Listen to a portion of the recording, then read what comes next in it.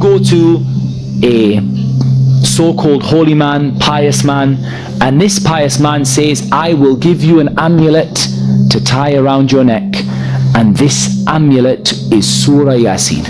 We would find that it is indeed Surah Yasin. It's Surah Yasin all the way around the top and all the way around the bottom. However, the problem is, or the issue here is, that this whole top part is the ayah, and this whole bottom part is the ayah. And this band along the middle is something completely different. This band along the middle is a repetition of the names of the shayateen. Bismillahirrahmanirrahim. Assalamualaikum warahmatullahi wabarakatuh. Dan salam sejahtera dan salam saya USM. Saya Syazah Fatia Fatih binti Syarudin.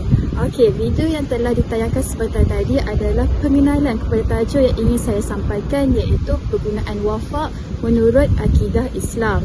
Okey, sebelum kita pergi dengan lebih mendalam mengenai tajuk wafak, kita hendaklah tahu apa itu maksud wafak dan adakah wafak itu sama dengan azimat ataupun tangkal.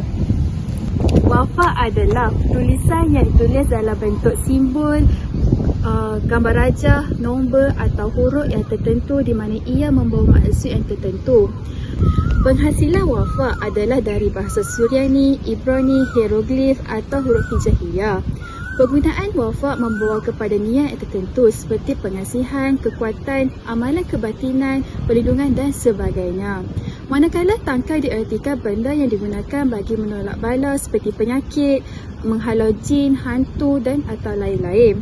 Untuk tangkal terbahagi kepada dua, iaitu tangkal boleh diperbuat daripada ayat-ayat Al-Quran, nama-nama Allah, sifat-sifat Allah atau doa-doa yang diamalkan, dan tangkal juga boleh diperbuat daripada seperti logam.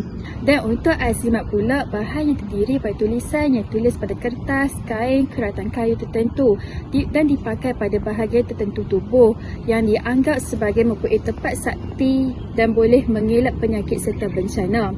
Apa yang boleh saya simpulkan di sini, wafak, tangkal, azimat adalah benda yang sama kerana ia membawa kepada kepentingan diri dan meminta pertolongan daripada makhluk lain selain pada Allah SWT.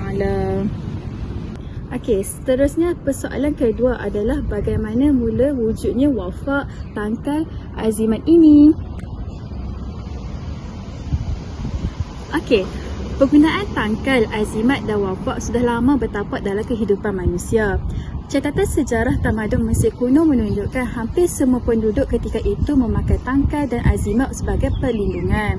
Tentera Parsi juga dikabarkan melukis rajah dan simbol sihir pada bendera dan panji yang digunakan dalam peperangan.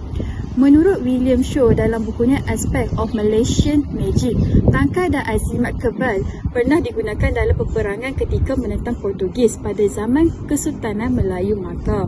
Maka, wafak, tangkal dan azimat tidak asing lagi dalam masyarakat dahulu sehingga diamalkan hingga kini.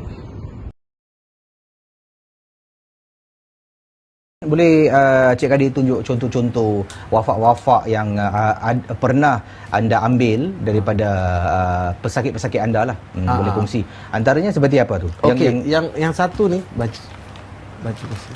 Yang satu ni Casey dia jahit sekali di dalam jaketnya merupakan baju ini. Jadi Casey nampak sini seolah-olah macam tadi Casey cakap ni ayat Al-Quran. Dan kemudian di bahagian bawah ni mereka dah campur adukkan huruf-hurufnya. Jadi dekat sini. Jadi ini saya buka jaket orang dalam jaketnya. Begitu juga tujuan yang apa ini. Itu tujuannya untuk apa sebenarnya dia pakai tu? Untuk kes ni lah. Adakah untuk kekebalan ke, dilindungi tidak diganggu ke macam mana? Kebanyakan ni untuk kekebalan dan sekarang ni untuk keluar masuk immigration lah. Kalau dia bawa apa-apa, custom tidak nampak. Katanya lah. Ini juga adalah salah satu beg yang disiapkan sekali. Jadi kalau kita masuk dalam barang ni, apa-apa barang mereka tidak akan ketahui apa benda ni. Dan apabila dibuka pun katanya terus tak nampak. Jadi itu dikirakan beg apa ni, ada hikmah apa ni, dia panggil gaib lah Ya.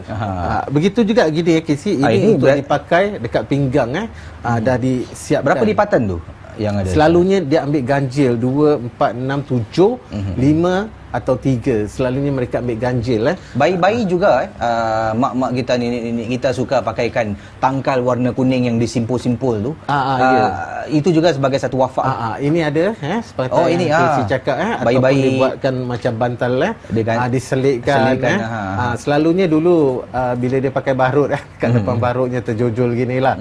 Ini kononnya kerana tidak diganggu oleh hantu syaitan, kepercayaan mereka, tapi mereka tidak sedar yang ini juga ada penjaganya. Ataupun yang ini dulu common daripada negeri India, kebanyakan diorang pakai. Ini salah satu lagi yang besar lah. Jadi kita boleh buka dan diselitkan dekat dalam lah. Okey. Dan yang kadang-kadang ini pun kita lihat sekarang ni merupakan pen tapi dalamnya sudah ada wafak ataupun azimatnya. Jadi dia terus gantung di kocek. Inilah untuk gerun supaya orang tidak berani mengangkat muka atau mengangkat suara dengan kita. Disalurkan begini. Ataupun pada zaman dulu ini dia dia gunakan copper diukir dekat situ, diketukkan dekat situ wafak-wafak ni dan terus diselitkan. Ini kebanyakan daripada Indonesia. Hai, kembali kita dalam membincangkan topik yang sama, iaitu wafak menurut perspektif akidah Islam. Okey, video yang sebentar tadi menyatakan tentang contoh-contoh wafak yang ditunjukkan oleh Dr. HKD yang merupakan seorang pengamal perubatan Islam. Okey, daripada video itu kita dapat lihat contoh-contoh wafak yang mengikut trend terkini, di mana ada yang menggunakan wafak untuk melindung barang daripada immigration. Seterusnya kita pergi kepada hukum penggunaan wafak. Jadi apa hukumnya? Okey, secara umum Islam tidak menghalang sesuatu ilmu atau amalan yang melanggar prinsip-prinsip Islam itu sendiri. Namun, jika sesuatu ilmu atau amalan bercanggah dengan apa yang digariskan syariat Islam, maka kita ditegah untuk mengamalkannya. Oleh itu, penerimaan dalam penggunaan wafak adalah haram di sisi Islam dan boleh membawa kepada perbuatan mensyirikkan Allah Subhanahu Wa Taala. Dari perspektif akidah Islam, perbahasan tentang azimat ini seringkali dikaitkan dengan istilah at-tama'in yang terdapat dalam satu hadis di mana Rasulullah SAW bersabda yang membawa maksud, sesungguhnya jampi-jampi ar-ruqa, azimat-azimat, at-tama'in dan guna-guna atau walah ialah perbuatan syirik. Maka jelas di sini apapun bentuk tangkal, azimat ataupun wafak tidak boleh digunakan kerana ia membawa pada syirik. Ini adalah kerana mereka yang menggunakan tangkal, azimat, wafak telah menetapkan kebergantungan mereka kepada objek tersebut, iaitu makhluk, dan bukan kepada pencipta. Allah berfirman, sesungguhnya Allah tidak akan mengampunkan dosa syirik, mempersekutukannya dengan sesuatu apa jua, dan akan mengampun dosa yang lain dari itu bagi siapa yang dikehendakinya menurut aturan syariatnya. Dan sesiapa yang mempersekutukan Allah dengan sesuatu yang lain, maka sesungguhnya ia telah melakukan dosa yang besar. Surah An-Nisa ayat 48. Apabila seseorang itu mengambil tangkal, wafak, azimat, maka iblis dan jin melihatnya sebagai satu peluang untuk mereka menyesatkan manusia kerana mereka bergantung kepada sesuatu yang lain dan menyekutukan Allah Subhanahu Wa Taala. Okey, walau bagaimanapun terdapat ulama berselisih pendapat mengenai wafak ini, di mana terdapat segelintir ulama yang mengharuskannya atau membenarkannya dan terdapat segolongan ulama yang mengharamkannya. Hal ini dapat dilihat apabila azimat atau tangkal ini ditulis dengan nama Allah dan ayat-ayat Al-Quran yang digantung dengan niat mendapat keberkatan dan mempercayai bahawa Allah sahaja yang Maha Pendinding dan Penyembuh. Maka hal yang demikian ini dibenarkan, tidak dilarang. Sebagai contoh, Sayyidina Aisyah, Imam Malik dan sebahagian ulama mazhab Syafi'i mengharuskannya dengan hujah bahawa perbuatan tersebut dilakukan Abdullah ibnu Amr yang pernah menulis satu doa dan digantung di leher anaknya yang masih belum balik. Menurut mereka yang diharamkan hanyalah tangkal dan azimat yang selain pada ayat-ayat Al-Quran. Namun begitu, segolongan ulama yang mengharamkannya terdiri daripada Ibnu Mas'ud, Ibnu Abbas, Huzaifah, Uqbah Ibnu Amir, Abdullah Ibnu Hakim dan para pengikut mereka yang dari kalangan tabi'in. Mereka menyatakan bahawa hadis berkenaan larangan memakai tangkal dan azimat adalah mencakupi semua jenis tangkal. Mereka juga berhujah bahawa apa yang dilakukan oleh Abdullah Ibnu Amr tidak dilakukan oleh lain-lain sahabat.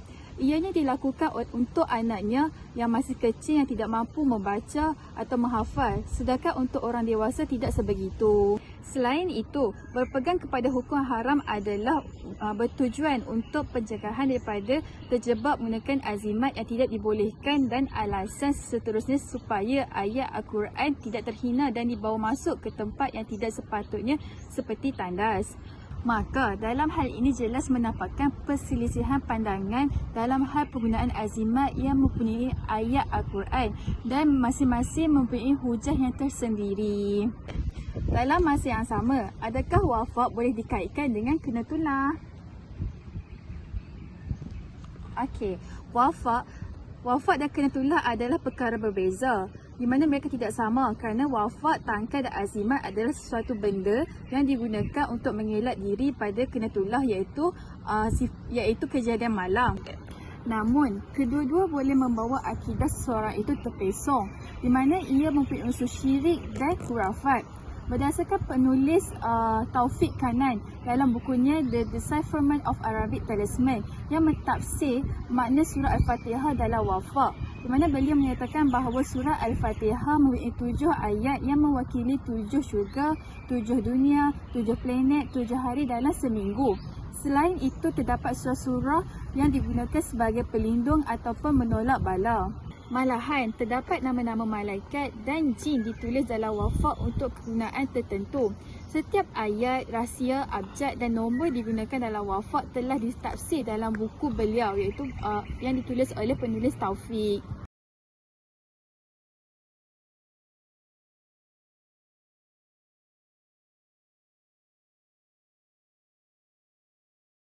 Kesimpulannya, penggunaan ayat-ayat Al-Quran dibenarkan dalam syarak. Namun, apabila ayat-ayat Al-Quran ini dianggap sebagai penyembuh penyakit atau dapat menolak bala, maka perkara tersebut adalah salah. Hadis yang diriwayatkan Imam Bukhari bahawa Rasulullah SAW bersabda, "Tidaklah Allah menurunkan penyakit kecuali Dia juga menurunkan penawar."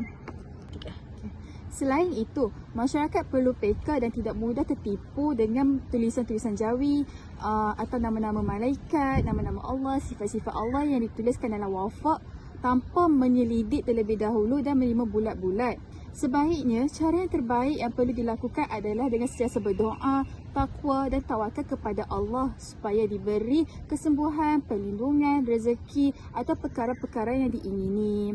Apabila kita menjauhi perkara yang boleh menyebabkan terpesong akidah, kehidupan kita lebih tenteram makmur kerana kita bergantung sepenuhnya kepada Allah dan bukannya tangkal, wafak maupun azimat. Okay, sekian sahaja penjelasan saya mengenai tajuk wafak menurut perspektif akidah. Sekian, terima kasih. Assalamualaikum warahmatullahi wabarakatuh. Bye-bye.